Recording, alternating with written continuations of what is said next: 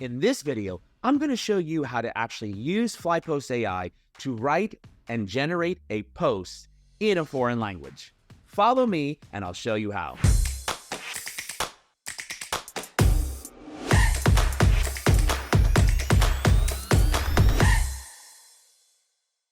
Before we get started, make sure you subscribe to this channel. And if you're on YouTube, check the alert notification button here.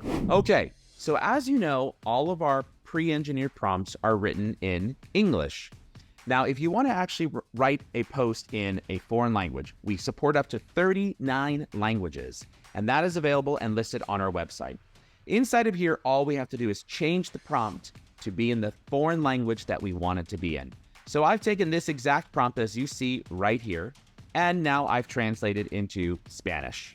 Now, once I hit either the enter button or this envelope here, it'll actually begin writing inside of the Spanish language. So if you want to see your post in a foreign language, all you have to do is change the prompt. And as you can see, FlyPosts AI goes out there and begins writing now in that particular language. So there are 39 languages that we support.